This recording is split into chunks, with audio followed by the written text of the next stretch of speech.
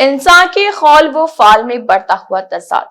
तहरीर जावेद अख्तर भारती। ये जरूरी है कि हम हक बोलें, हक सुने और हक पर अमल करें।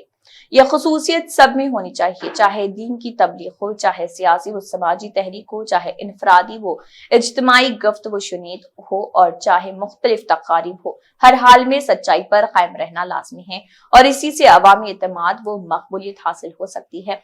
और जब अवामी एतमाद हासिल होगा तो मिशन को तक़वियत हासिल होगी और मंजिल मकसूद भी हासिल होगी। इसके बरअक्स रास्ता इख्तियार करने से बदनामी भी होगी और नाकामी भी होगी। काम में मसरूफ रहना ना तो कामयाबी है और ना ही मंजिल है, बल्कि ये मराहिल हैं और कोशिश है।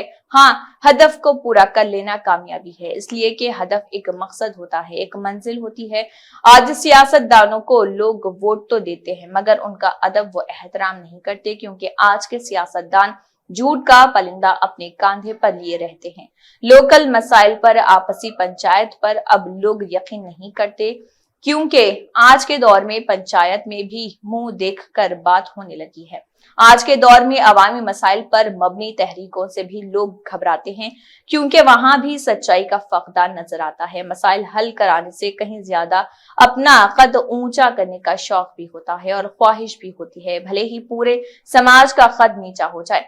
दीनी मजालिस का शोबा भी इससे बचा नहीं, इसका भी इतना बुरा हाल है। नाम मुंबर रसूल का दिया जाता है और अदब व एहतराम को बालाए ताक रखकर फन का मुजाहरा किया जाता है। शादी ब्याह को भी आज वो रंग दे दिया गया है कि समझ में नहीं आता कि निस्फ ईमान कहा जाए या नुमाइश का मैदान कहा जाए।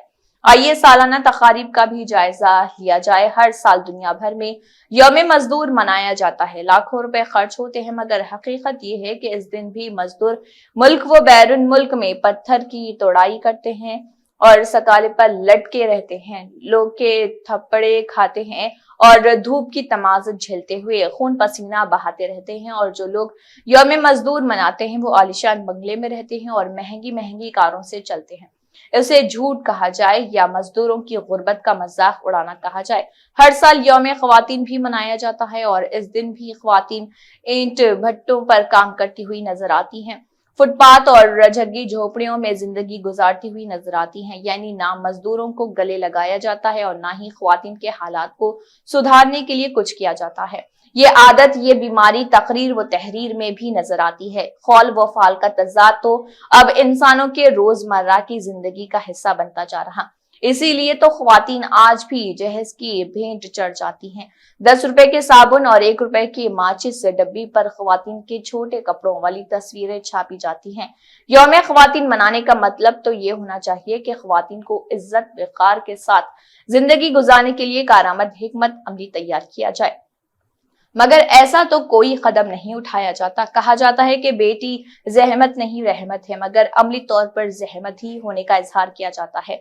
जुबानी तौर पर कहा जाता है कि जैसे बेटी वैसे ही बहू, मगर अमली तौर पर अमूमन यही नजरिया सामने आता है कि बेटी बीमार है तो बुखार है और बहू बीमार है तो मक्कार है, जबकि हर बहू किसी न किसी की बेटी ही होती है।